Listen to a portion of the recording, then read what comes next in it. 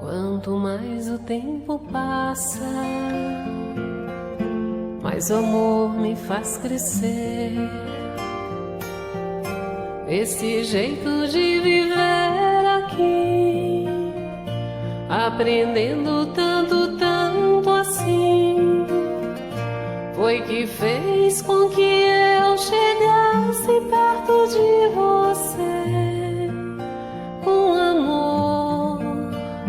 Ó Jesus, amigo, sou feliz em estar aqui. Queridos amigos, mais uma vez aqui estamos com o programa Espírita Amor e Caridade, trazendo, como sempre, um tema para a nossa reflexão, para o estudo, à luz da doutrina espírita. E, sendo sob a ótica da doutrina espírita, naturalmente é sobre a sobrevivência do espírito imortal, sobre as existências sucessivas. Então, mais uma vez aqui, o nosso convidado, Can Robert, lá do Rio de Janeiro, nosso amigo, também com programa espírita lá na Rádio Rio de Janeiro, não é? Então, podemos dizer assim, um militante espírita aí do movimento, né, do Rio de Janeiro, e sempre, quando pode, vem a Teresópolis também fazer palestra pessoalmente aqui na nossa instituição. Então, é com muita alegria, Can Robert, que nós recebemos mais uma vez você aqui no nosso programa, né, para comentar, não é, a respeito dessa passagem que Jesus, né, em tom, podemos dizer assim, de advertência, né, para todos nós, da necessidade do trabalho.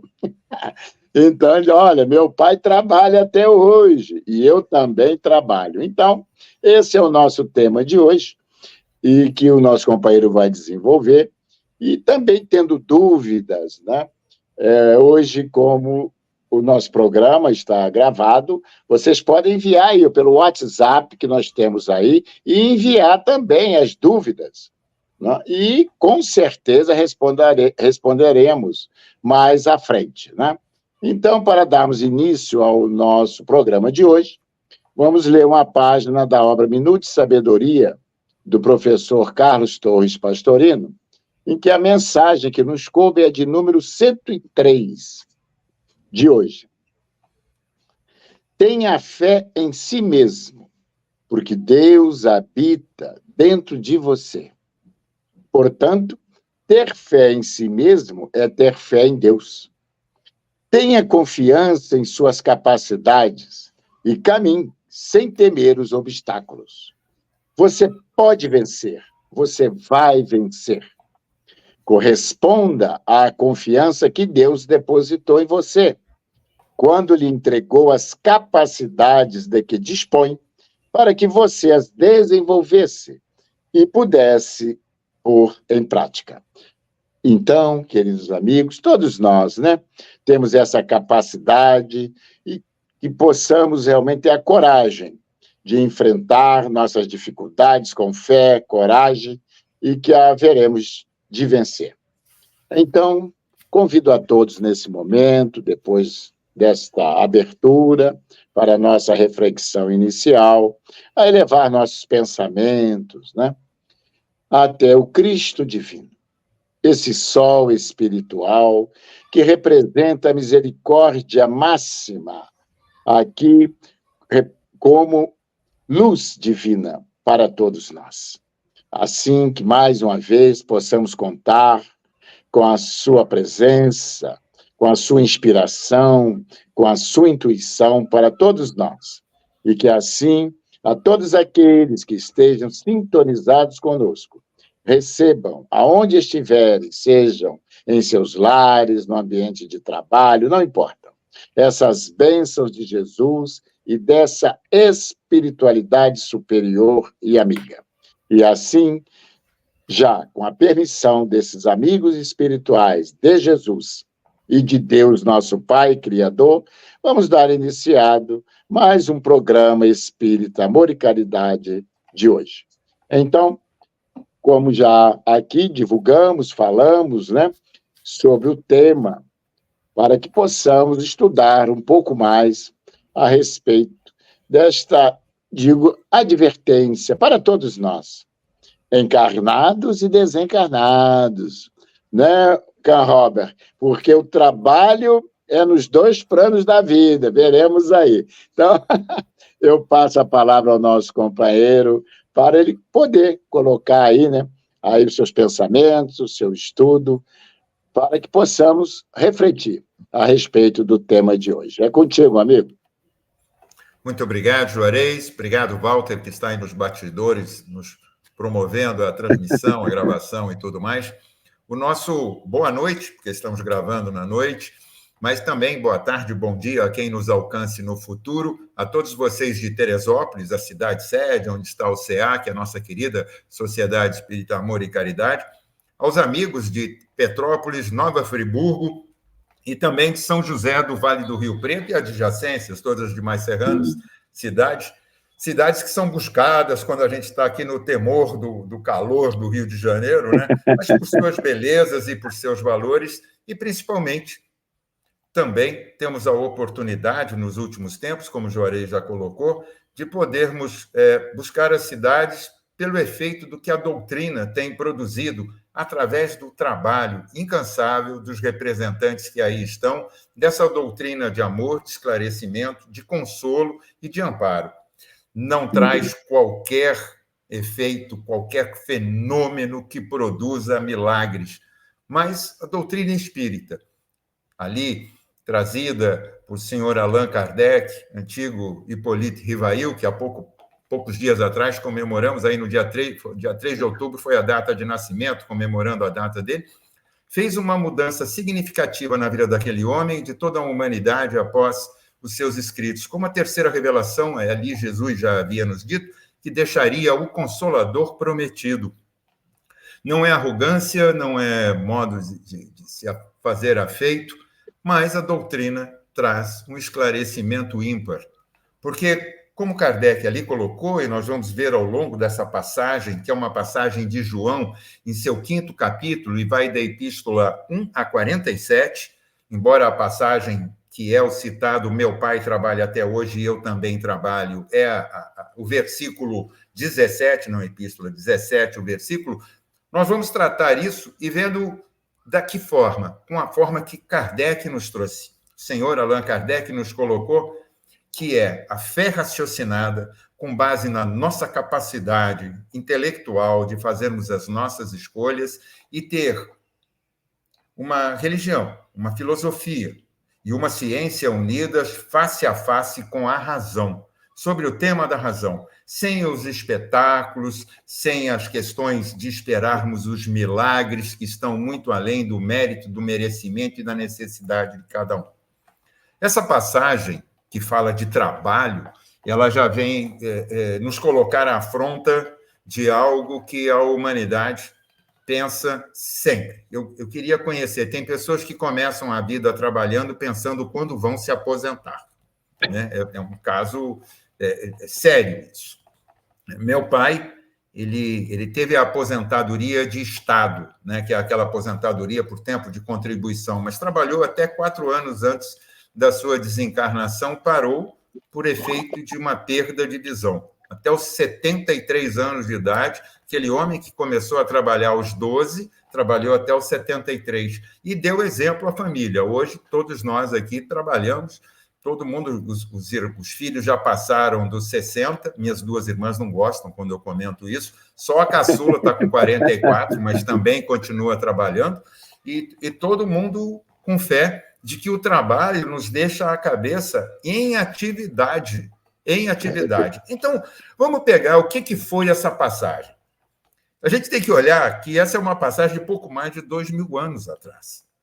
Trazida por João, ela demonstra o Cristo, o Jesus da época, Jesus, na época, trabalhando numa cidade, que é Jerusalém, tomada pelos romanos, o Ocidente, que tinha invadido aquele terço oriental, e ali fazia um confronto de costumes detalhistas. Os hebreus, né, os que estavam na cidade ali, mais uma vez eram submetidos a um julgo, mais uma vez, né? Por isso que tem, inclusive, a passagem, vinde a mim, vós que estáis sobrecarregados. Os judeus não souberam ouvir à época. Não o judeu na sua essência como religião, porque as religiões, em sua essência, são todas elas muito belas e esclarecedoras. O problema está no ser humano que se adona de cada uma delas, de como nós fazemos isso. Isso nos cabe como espíritas aos católicos, aos evangélicos, aos judeus, aos muçulmanos, a todos os outros segmentos cristãos ou não, espiritualistas ou não, mas tem a questão de domínio, de posse, de mando.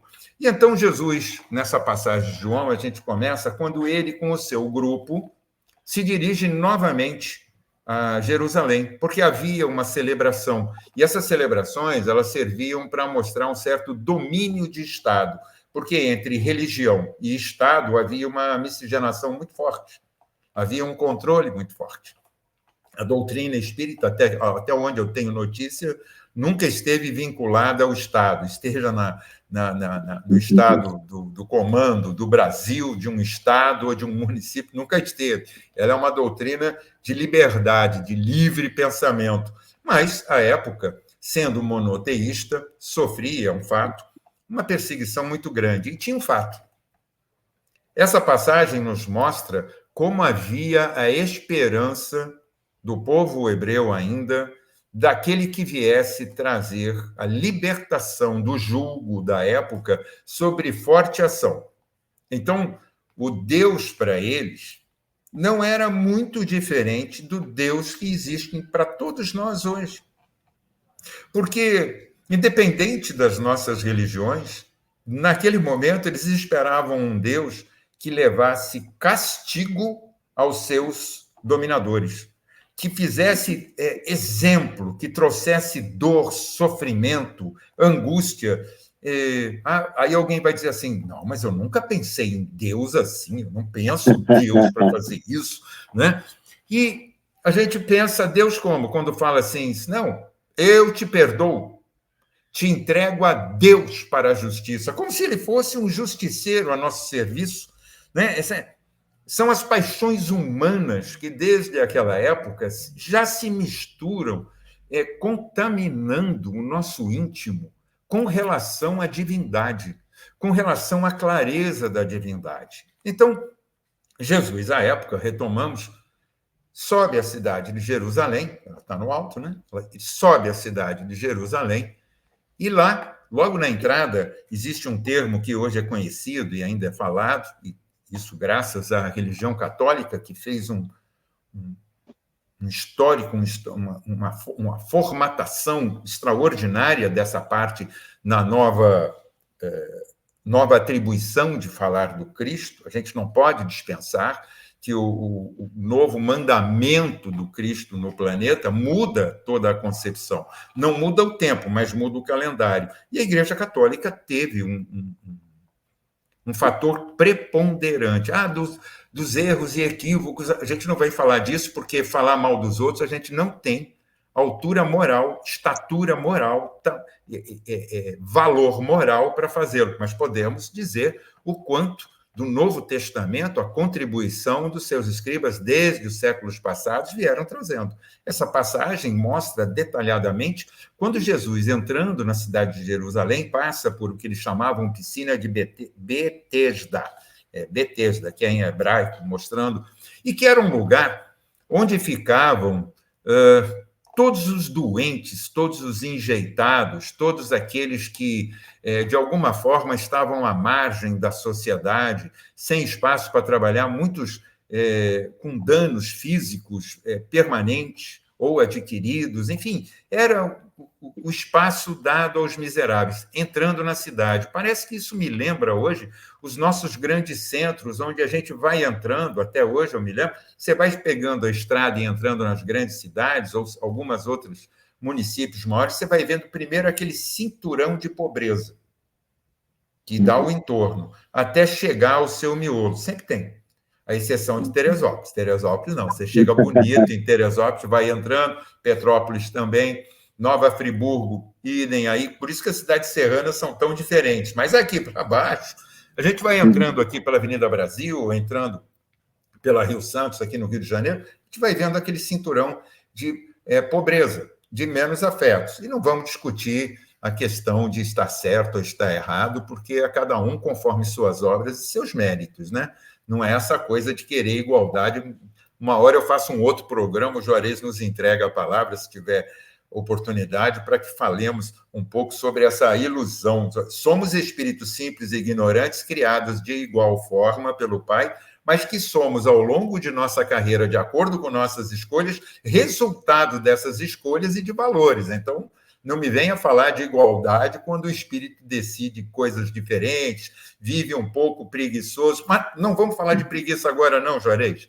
Nós vamos falar de trabalho, né? E ali, naquele momento, Jesus se depara com essa multidão que, misturado a uma festa, havia uma festa, um festejo muito grande ali, festejos que eram até festejos hipócritas, né? Porque festejavam, de alguma forma, a religião, mas havia ali no entorno, uma coisa que eu vou comparar aqui, mal comparando, é chegar ali no Maracanã, né? Você chega no entorno do Maracanã em dia de jogo, você encontra toda espécie de expressão. Tem o cambista, tem aquele que quer vender alguma coisa, bebida alcoólica ou alguma outra coisa, vender uma camisa, tem aquele que está indo só para assistir realmente o time de futebol e ali ver o espetáculo que é apresentado, tem aqueles que vão para brigar, que são as torcidas que se organizam para se confrontarem, trazendo seus instintos bestiais, né? Então, você encontra, não era diferente dessa Jerusalém, pelo relato que os espíritos nos trazem, das múltiplas passagens mostrando Jerusalém da época. Inclusive as passagens que são trazidas pela Igreja Católica a respeito das interpretações dos evangelhos reconhecidos. Então, naquele momento, Jesus, ao entrar, se depara com um homem, e Jesus, veja bem, a gente tem que botar um paralelo aqui.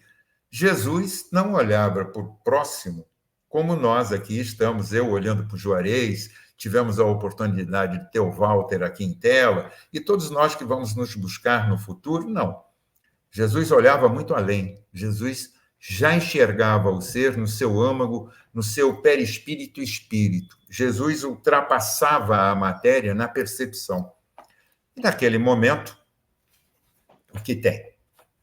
Jesus percebe um homem coxo, que não andava, caído ali ao longo daquele pedaço de estábulo, era um lugar onde ficavam ovelhas também, e ele percebe que aquele homem tem o mérito de poder mudar aquele conjunto. Mas ele não conseguia, aquele homem já estava ali largado naquele espaço, dos chamados espaços do milagre, por essa piscina de Betesda, porque diziam que ali acontecia de um anjo descer e movimentar as águas, e quando isso acontecesse, o fenômeno do milagre fazia com que um dos doentes pudesse melhorar, mas o que havia era uma multidão de insatisfeitos, de desesperançados.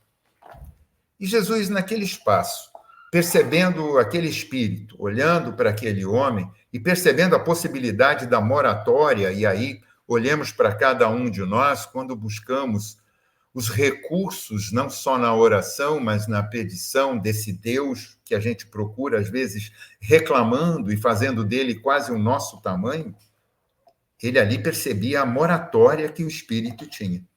E perguntou a ele: queres voltar a andar? Eu vou simplificar a passagem, se vocês quiserem. É João 5, de 1 a 47, tá? Tem uma passagem, ó, tenho toda ela aqui passada, só para dar duas passadas aqui, para não dizer que eu estou falando alguma coisa errada. Aqui eu tenho a base escrita e colocada. E aquele homem diz o seguinte: sim, tenho a vontade, só não o faço, porque toda vez que daqui tento me levantar e chegar ao poço, alguém já o foi na minha frente e eu fico a esperar novamente. E Jesus disse: nada disso. Se queres andar novamente, aí vem aquela famosa frase: levanta e anda. E ela não foi dita só uma vez por Jesus, tem várias passagens. Ele diz: levanta, pega a tua cama, a forma de espaço que eles usavam, levanta e anda. E é claro que era mais do que uma ordem, Era um ordenamento espiritual que estava acontecendo naquele momento. Era Jesus falando diretamente com aquele ser, fazendo-o levantar. Eis que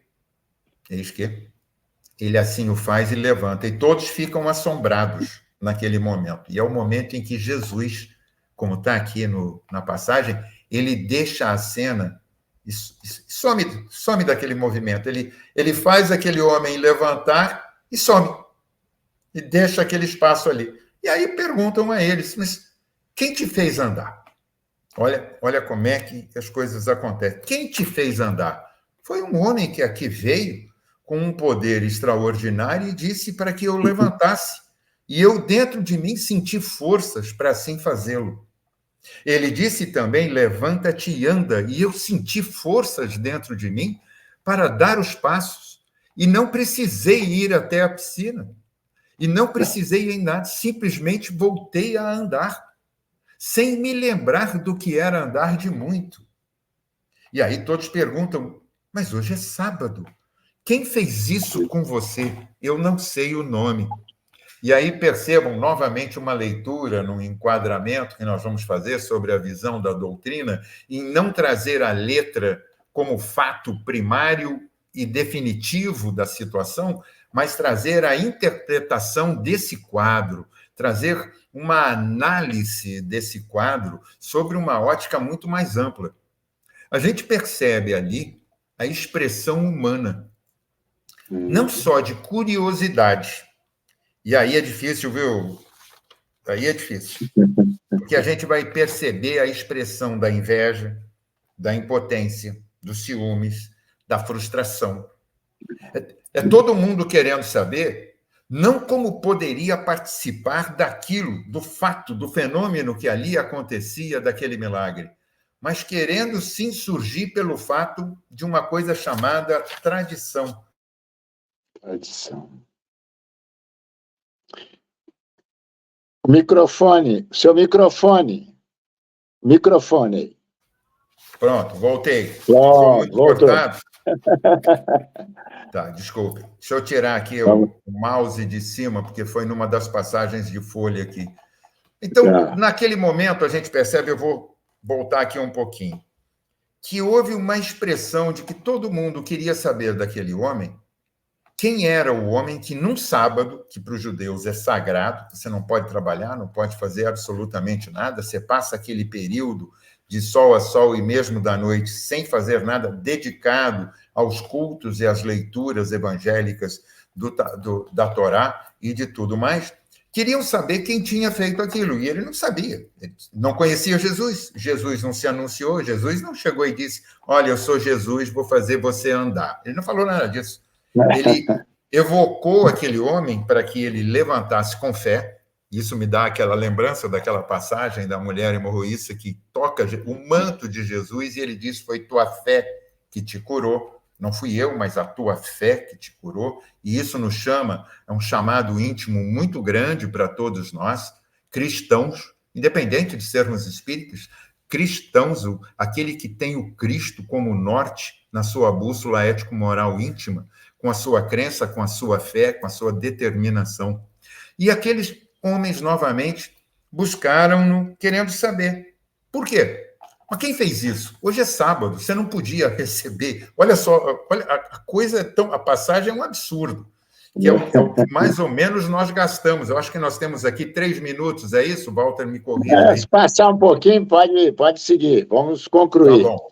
Então, é aquele momento em que eles lhe buscam para saber quem tinha feito, mas não buscando o feito, mas a origem e o porquê do que contradizia uma coisa que é chamada, muitas das vezes, de tradição, mas que, na verdade, são atavismos, são heranças equivocadas do psiquismo, do nosso culto íntimo, de trazermos as coisas mais endurecidas, porque elas, de alguma forma, atendem a um grupo que domina, a um grupo dominante, e a um grupo que, não pensante, segue, só quer seguir, porque dá muito trabalho pensar. Às vezes a gente está falando e pensando que trabalho é só alguma coisa braçal. Não é não, Juarez, não é não, meus amigos. Pensar é uma coisa que determina e exige trabalho, exige renúncia, exige determinação. É como estudar, tem que sentar e estudar. Eu passei muitos anos da minha vida, os meus pais falando isso e eu não atendendo. A doutrina veio me trazer exatamente a nós um outro formato e trazer uma corrigenda de ações passadas, daquele que só ia estudando para passar na média do suficiente. E hoje a gente percebe que a doutrina nos desafia não só a estudá-la, mas como perceber todas as demais denominações num estudo mais antropológico, vamos dizer, de conhecimento de quem somos, de onde viemos, porque aqui estamos e para onde vamos, e como estamos inseridos no contexto social. E aí, novamente, retornando a essa passagem do capítulo 5 de João, onde ali só sobressaía os sentimentos mais vis, as sensações mais frustradas, que era inveja, ciúmes, aquilo por que fizeram isso, e eles queriam saber. E aí foram, até que esse homem, lá dentro do templo, se encontra com Jesus e tem essa passagem maravilhosa. Eu vou tentar deixá-la de uma maneira bem resumida, mas Jesus disse para eles: estais curado.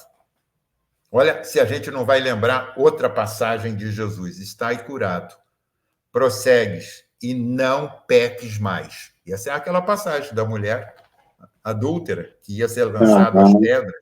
Só voltar lá. Jesus novamente fala: prossegue e não peques mais, pois agora estás no ajuste moral do teu íntimo.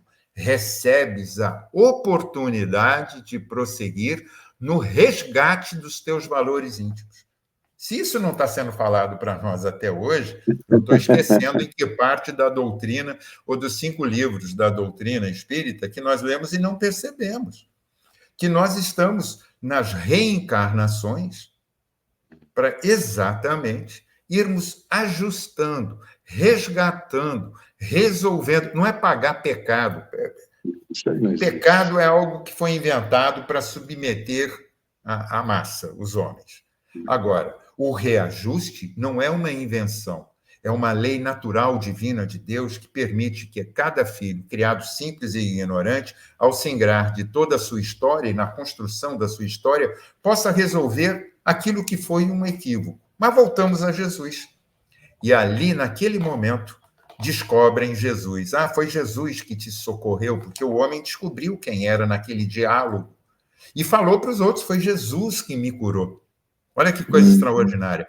E os outros? Quem? Aqueles que se sentiam poderosos. Vamos trocar aqui, fazer uma troca de áudio.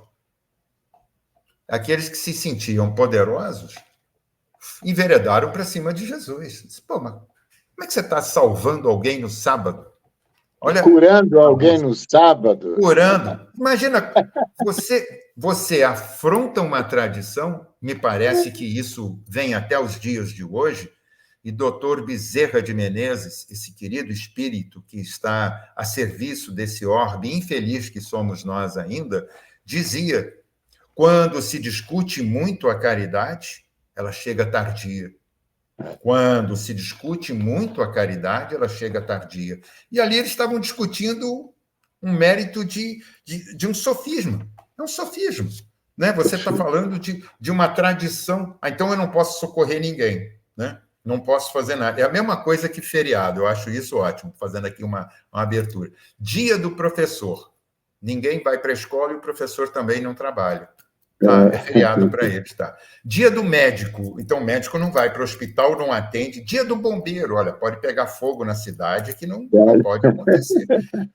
Nós temos essa dicotomia, nós temos esse problema ainda em humanidade, né?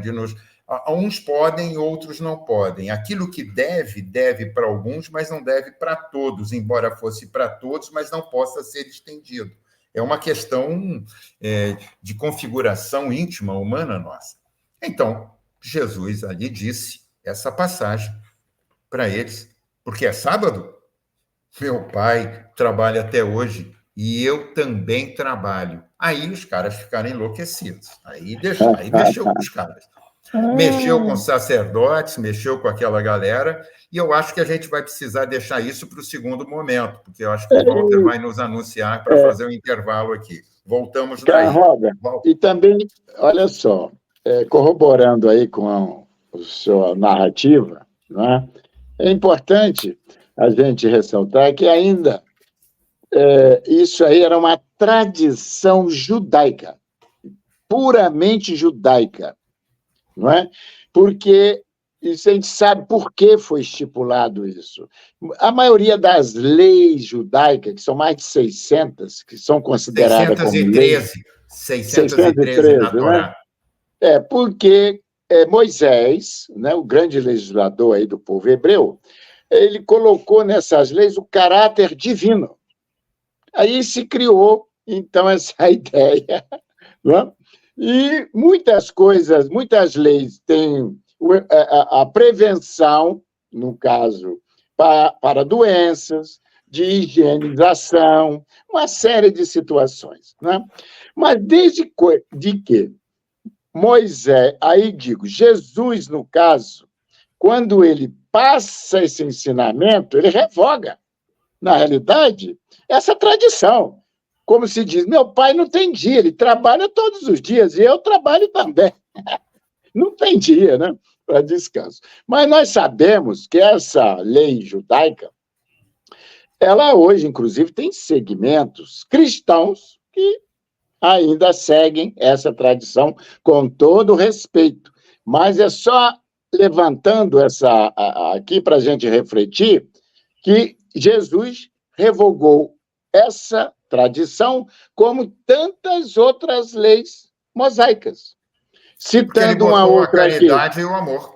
Botou a caridade e o amor, que não por menos é a sociedade. Né? Uma dessa revogação, ele diz assim, ó, vós tendes ouvido o que foi dito, olho por olho e dente por dente.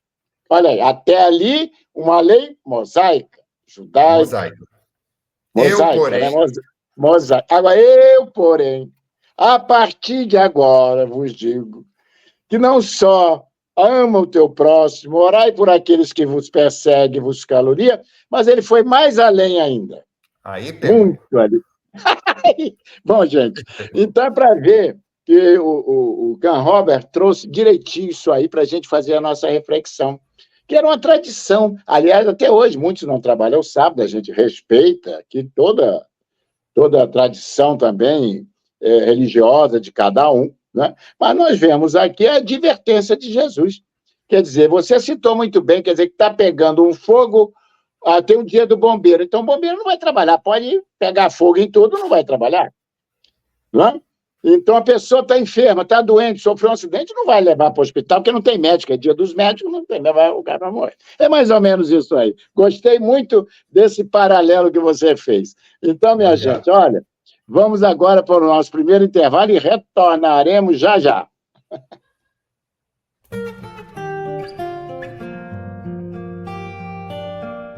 Mercado Flor de Teresópolis, rede Que Barato. Comodidade e preço baixo bem perto de você.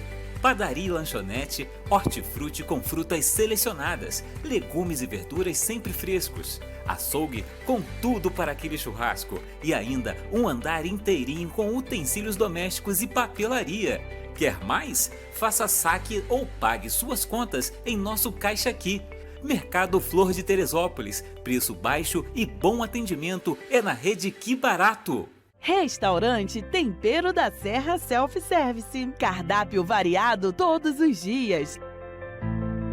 Massas nas quartas, quintas e sábados feijoada e nas sextas peixe. E ainda salada com produtos do dia. E aquela sobremesa. Deguste em espaço amplo e aconchegante. Ou monte a sua quentinha especial para a viagem. Venha e traga sua família. Rua José do Patrocínio, 322, no Perpétuo. Restaurante Tempero da Serra.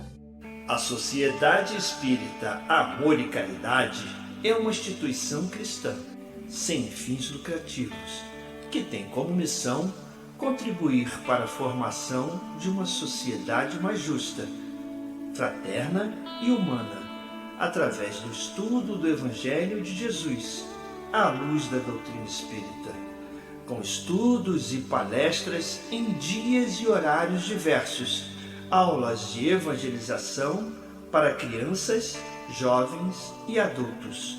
Venha nos fazer uma visita e conhecer o nosso trabalho. Mercado Teresópolis. Rede Que Barato no Perpétuo. Aqui tem qualidade e melhor preço. Perfumaria, material de limpeza, frios e açougue completo. Frutas, legumes e hortaliças selecionados, padaria e lanchonete com pães e bolos diversos. Compre na loja ou pelo Disque Entregas. Venha e comprove. Mercado Teresópolis.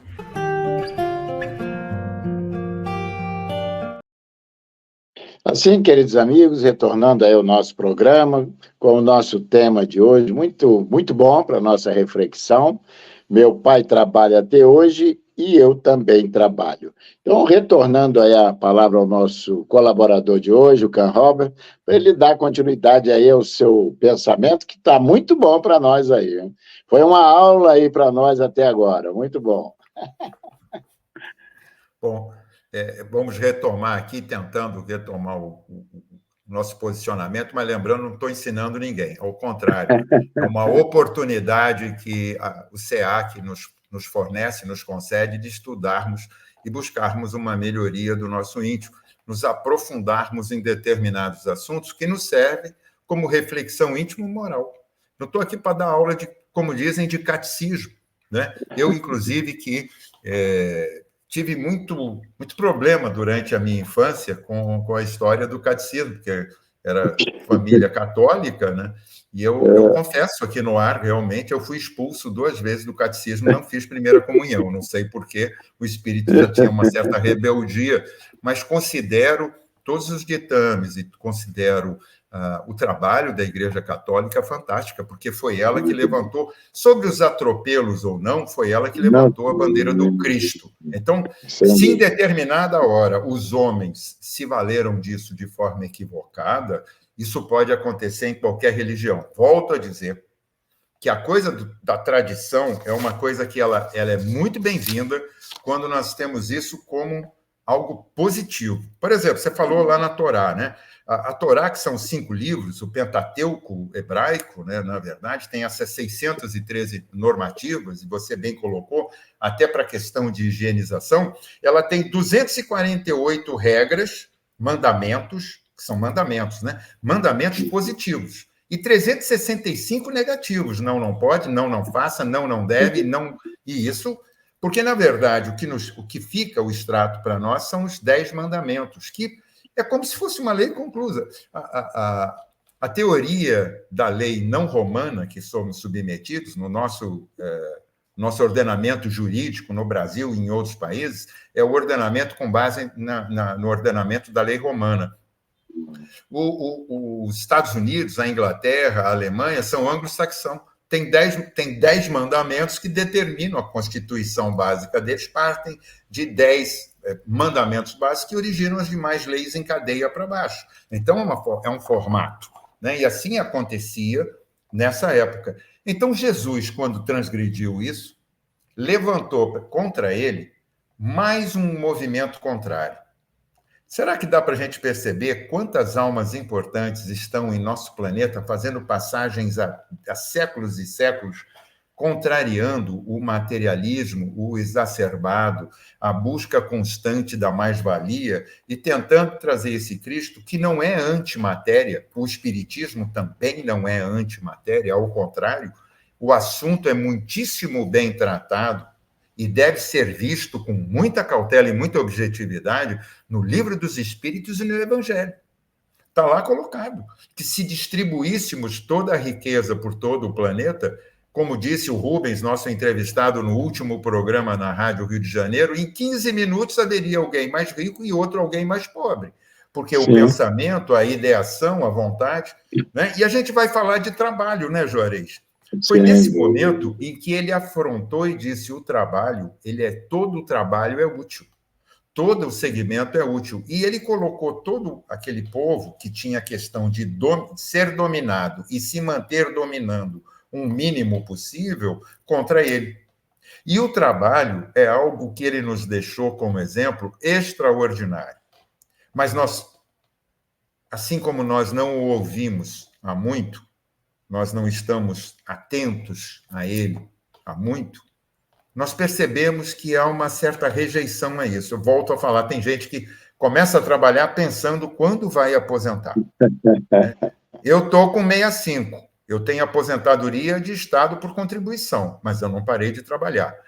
Eu vou te fazer uma pergunta que eu tenho certeza, aliás, eu não vou perguntar, eu vou afirmar, você trabalha até hoje e não está pensando em parar tão cedo. Não, de jeito nenhum.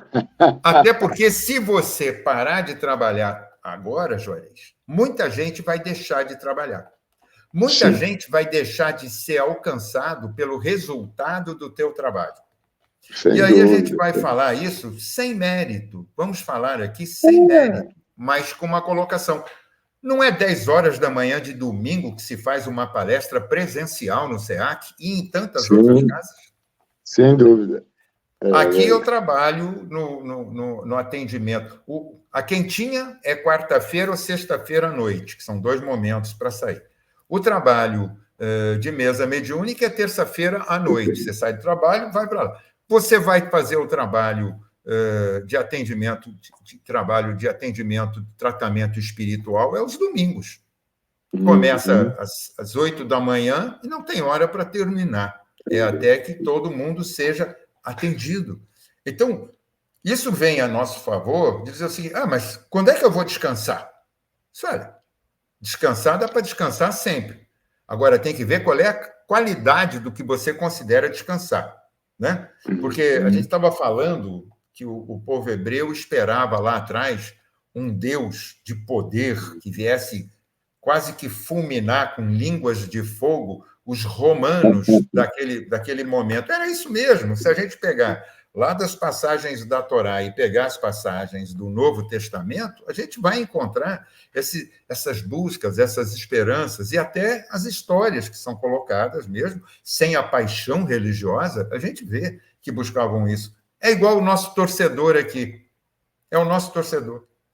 Você chega lá para o jogador de futebol do time que ganhou. Pô, parabéns, vocês ganharam por 3-1, graças a Deus, fizemos um jogo muito bem feito. Quer dizer, é um Deus parcial, né? Porque Deus, nesse momento, assumiu a camisa daquele que, graças a Deus, eu ganhei. Não tem graças a Deus, é graças ao trabalho de cada um. Deus concede igualmente a cada um de nós esse poder do trabalho. A decisão é nossa. A decisão é nossa. Você pode estudar muito, fazer muito, desenvolver muito, melhorar o seu intelecto, melhorar as suas ações, e pode ter outro, companheiro, amigo, próximo, que não faz nada disso, mas ele te inveja. Não, eu admiro, depende, cuidado. Cuidado com o que é admiração. Admiração com muito aplauso, admiração com muito tapinha nas costas, como os hebreus fizeram com Jesus, que num dado momento ele foi levado. Lembremos-nos da passagem, que em poucos dias a diferença em que Jesus entrava sobre salva de palmas na Páscoa judaica, em Jerusalém, tomado, e por outro portão de Jerusalém, olhando lá a geografia da cidade, por outro portão entrava uma esquadra dos romanos, uma centúria dos romanos. Ninguém deu bola. Aquilo foi quase setembro vazio. Ninguém batia palma para ele, ele estava desesperado olhando para aquilo. Mas entrou. Na outra semana, dias depois, ele estava crucificado, entregue por uma parcela daqueles que lhe bateram palma e abandonado. Aí, talvez, algo que nos fique como maior exemplo do que devemos tomar cuidado quando Jesus aqui diz: eu vos amo, amai vosso próximo como a si mesmo. Amai como eu vos amei. Porque ele chegou não dando a vida, ele fez na vida um movimento. Tomar, a gente sabe que era um espírito puro, tanto que logo depois ele está de volta. Ele e vai formando novamente o que seria o segundo estágio da sua estada no planeta Terra, para dar um movimento desse cristianismo que sai de uma terra árida. Não tinha, gente, não tinha internet, não tinha telégrafo. Nada disso que vocês conhecem aí. Aliás, para sair de um lugar para outro, em 40 quilômetros, talvez hoje, eu vou até mensurar aí por Teresópolis, do portal de Teresópolis até o outro lado, onde se sai ali para o lado do Golf Clube, deve ter o quê? Uns 15, 20 quilômetros? Uns 10 quilômetros, mais ou menos. 10 a 12 quilômetros. 10 a 12 quilômetros. Então tá. Para percorrer isso, muitas vezes era um dia. Às vezes, por causa não só de que não tinha, ninguém dispunha de tanto transporte animal, como o espaço para andar era muito difícil. Como é que o cristianismo saiu do Oriente, tomou todo o Ocidente e se estabeleceu? Um movimento que o Cristo já tinha colocado e que já estava preparado para isso. E sobre batalhas. Tivemos muitos embates para que cada vez mais se percebesse o movimento que estava sendo feito. Então, o Cristo, todo mundo, não existe... O Cristo trabalhou, E até hoje trabalha, só que nós não queremos. É verdade. Juarez, gente, olha, é o trabalho que faz impulsionar o progresso em todas as áreas. Foi através do trabalho que o homem saiu das cavernas e chegamos até hoje. Vamos fazer um paralelo antropológico nisso? No começo, a gente tinha que correr, porque nós éramos caça e também caçadores. A gente caçava o que era menor e mais lento do que nós, e éramos caçados pelo que era maior e mais contundente do que cada um de nós. Então, a gente tinha que, mais ou menos, ficar ali naquela questão. A nossa preocupação era realmente, como se fala até hoje, sair para matar um leão todos os dias, mas não era todo lugar que tinha leão, né? Pelo amor de Deus, disseram até que tinha leão aqui na Amazônia. Quanta ignorância. Mas o que a gente fazia é totalmente diferente hoje. Hoje, dos nossos avós, dos nossos bisavós, que lá no começo do século XIX, começo do século XX, que a industrialização vai tomando posse de todo o planeta, depois que há um desenvolvimento extraordinário, tivemos 2 grandes guerras, tivemos outros tantos conflitos difíceis, mas tivemos descobertas extraordinárias, a gente passou a trabalhar de forma diferente.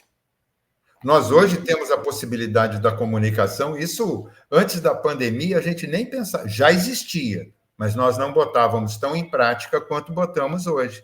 Por exemplo, eu vou te colocar uma coisa. Quando foi que você conheceu o controle remoto, Juarez? Ih, rapaz. Te peguei, né? Me pegou, porque a minha televisão... eu não tenho ideia. Então, eu vou te dizer e você vai acompanhar o meu raciocínio. Eu estou com 65. Você e eu somos mesmo paralelo. Vamos pegar quando eu tinha 6, 7 anos. Meu pai comprou uma TV lá em casa. Você acha que a TV veio com controle remoto? Isso que eu ia te dizer. Quando garota, a televisão, meu amigo, era no botão e era a válvula. Mas eu era o controle remoto. Se esquentasse muito, queimava. Mas eu era o controle remoto. Eu era o controle remoto do meu pai. Ele falava, menino, vai ali e muda para o 4. Eram 3 canais, né? 4, 5 e o 7, né? Dependendo da cidade, isso mudava. Aí ele dizia assim, vai lá e ajusta. Vai lá e mexe na antena. Desde muito cedo eu estou trabalhando para ser controle remoto. Eu comecei como office boy de televisão. Entendeu? Você tinha que ir e vir. Eu comecei quando havia carteira do menor, que era extraordinário, você podia começar a trabalhar com 12 anos com registro. Hoje em dia, para coibir um pequeno erro, um desajuste que existe na sociedade, deve-se ressalvar isso, existe sim um desajuste, um abuso na sociedade, mas ele é pequeno em relação a todo outro, mas para resolver isso, proibiram o menor de trabalhar. Proibiram. Agora, para trabalhar, tanta coisa para você fazer um menor trabalhar, que dá tanto trabalho que quase não estimula empresas, você sabe disso, a contratarem. Aí entra uma lei obrigando para fazer outra. Ou seja, desajustaram e tornaram o trabalho um castigo. Como era? A palavra trabalho, ela vem do romano, que tinha o trabalho, que era aquela ferramenta que se usava ou para depositar espadas e escudos no acampamento, ou para se colocar alguém amarrado nela como sinal de tortura. Então, o trabalho ficou na cabeça do homem como sendo algo ruim. E, na verdade, é aquela máxima que Kardec diz, né? Você buscareis e achareis, buscar e acharás, é tão análoga e corresponde, ajuda a ti mesmo que o céu te ajudará. Faz. Se você não fizer, e o trabalho que nós estamos falando são diversas frentes. Vamos entrar aqui. Jesus deixa o exemplo de que você trabalha de sol a sol e sem dia para escolher. Você não escolhe o dia. A oportunidade se apresenta. Se você vai fazer uso ou não, é teu livre-arbítrio que vai determinar. Nós temos trabalho em nosso lar, em nossa família, no conjunto social, no conjunto do intelecto, quando vamos buscar o estudo, o conhecimento, cursos de atualização, a formalidade do estudo em si, nós estamos precisando, é tudo trabalho. O tempo em que nós paramos para pesquisar, fazer uma palestra, exige um mínimo de trabalho em você se atualizar e buscar o conhecimento, porque você não fica com tudo na cabeça. Eu aqui, por exemplo, sei que tenho uma memória extraordinária, eu só não sei aonde eu deixei. Eu não me lembro, porque ela está perdida em algum lugar. Então, você, para compensar isso, como é que você compensa? Estudando, lendo. Porque também é outra coisa. O pessoal hoje acha que é Ctrl+C, Ctrl+V. Dá um copy e dá um cola. Não é isso não, gente. Tem que ler. Pegar um livro, papel. Papel que é uma coisa que estabelece o seu contato. Usar algo que você escreva, desenvolve todo o seu intelecto, te faz... Isso vai ao longo. Você vai trabalhar nisso na parte laboral remunerada, que é necessária para o teu trabalho. Mais uma vez eu digo, mais uma vez eu falo, a doutrina, ela não se posta em colocar-se contra a matéria. Pelo contrário, ao reconhecer a oportunidade da reencarnação na matéria, ela se submete no entendimento do quão importante é a matéria para o desenvolvimento do espírito. Agora, o que não pode é exacerbar, porque a gente fica atrás de buscar o lucro sem sacrifício, a vantagem imediata, os ganhos fáceis, o ócio que justifica prazeres e valores dúbios, fugazes da agora. E quando diz, por exemplo, eu tenho a oportunidade de trabalhar aos domingos com o espírito, alguns anos já, com o espírito do Dr. Herman, que vem ao orbe fazer um trabalho de atendimento aos espíritos em sofrimento. Doença do corpo é um reflexo da doença da alma.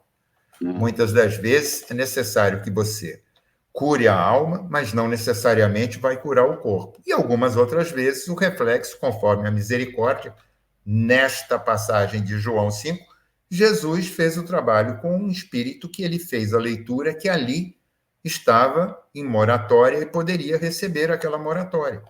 É justo que se faça.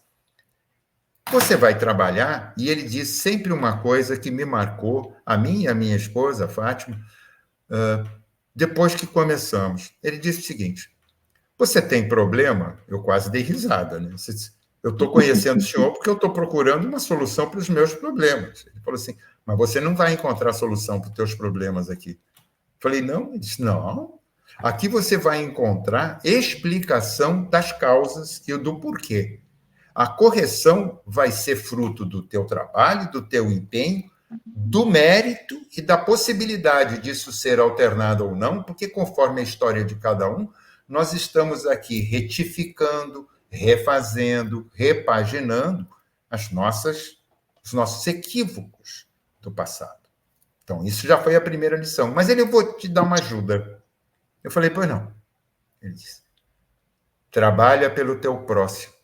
pois o quanto estás fazendo pelo teu próximo, você se esquece dos próprios problemas. Aí eu pergunto, quando você chega domingo lá no SEAC, com o teu conjunto de trabalhadores, que devem ser poucos, né? Poderiam ser mais, porque todo mundo quer ser médium. Não, eu quero ser médium. Quer logo um lápis na mão, que é para pegar até um lápis. Eu quero um lápis aqui, que é para psicografar. Não, ninguém quer ser médium da portaria, ninguém quer ser médium do copinho de água. Ninguém médio quer da ser cozinha, médium da cozinha, fazer a sopa lá. Médium da evangelização. Sim, importantíssimo. De apresentar o evangelho aos espíritos ainda em tenro tempo, para descobrirem e não serem cooptados por outras coisas. As coisas do mundo estão aí, elas vão ser vividas, depende. Mas você vai oferecer com a evangelização um conjunto de ferramentas a essas almas que já são muito mais antigas, às vezes até mais antigas, experienciadas do que nós mesmos, mas você está oferecendo as ferramentas de acesso para ele interpretar e julgar e avaliar o que é melhor para ele ou não. Mas você está entregando as ferramentas, a evangelização faz isso. E precisa de trabalhador, é um médium, mediando. Médium é o que media, é o que transfere, é aquele que está em meio para entregar de um lado para o outro. Né? Então, trabalho não falta, Juarez. Nós estamos aqui trabalhando, estamos a 4 minutos do término. Então, bem, não, nós vamos suprir aí esse intervalo, nós vamos seguir direto. Você pode fazer as suas considerações finais e eu faço a prece daqui a pouquinho de encerramento. Perfeito? Perfeito. Então, a minha consideração é que o Cristo veio nos ensinar e dar o exemplo daquele que nunca parou de trabalhar por cada uma dessas almas enfermas que somos nós. E o quanto nós, entendendo esse ensinamento, em qualquer tempo de nossa jornada terrena, como espíritos aqui encarnados, almas conflituosas ainda, mas passíveis do trabalho, possamos fazer pelo próximo.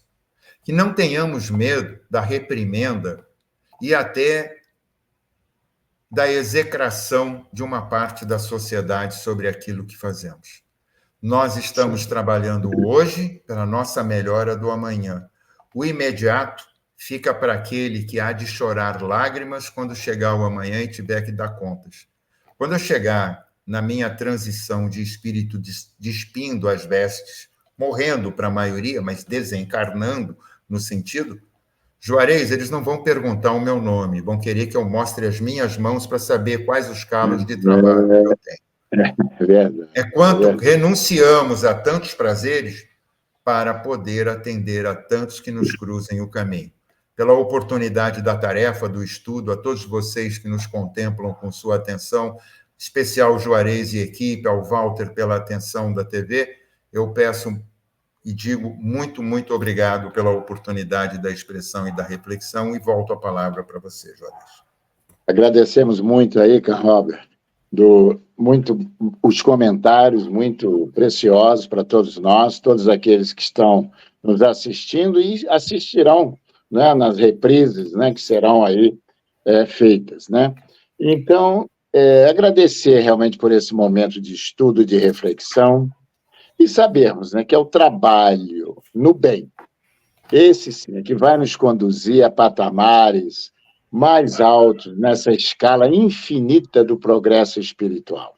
E é só através mesmo do trabalho, e o trabalho externo, auxiliando o nosso próximo, e também aquele trabalho íntimo, aquele esforço que precisamos fazer para nos modificar, nos modificarmos em pessoas mais amáveis, mais generosas, e é um trabalho árduo e esse é diário, porque as imperfeições, elas dormem e acordam conosco. Então, precisamos trabalhar diariamente, e, como disse Paulo de Tarso, empreender aquele bom combate diário, o bom combate, aquele trabalho assíduo para que possamos cada vez mais sermos espíritos melhores. E assim avançaremos nessa escala. E também é tão importante que no Livro dos Espíritos, Kardec nos traz lá, dentre as 10 leis morais, a lei do trabalho. Porque sem trabalho nós não avançamos em nenhuma área, em nenhum setor, seja material, seja espiritual. Precisamos arregaçar as mangas e cair em campo. Então, é isso aí. Então, queridos amigos, eu convido aí a todos, então, para agradecermos a Deus, a Jesus, por essa oportunidade que aqui tivemos mais uma vez, de estudarmos essa passagem, essa advertência, essa orientação de Jesus, para que todos nós tenhamos essa coragem de trabalhar em prol do nosso progresso, sim, material, mas principalmente, prioritariamente, o moral, porque esse vai nos acompanhar além túmulo. E o resto material vai ficar aqui. Então, é sob as bênçãos de Jesus, as bênçãos de Deus, que encerramos mais um programa Espírito, Amor e Caridade de hoje. Que assim seja. Graças a Deus. Graças a Deus.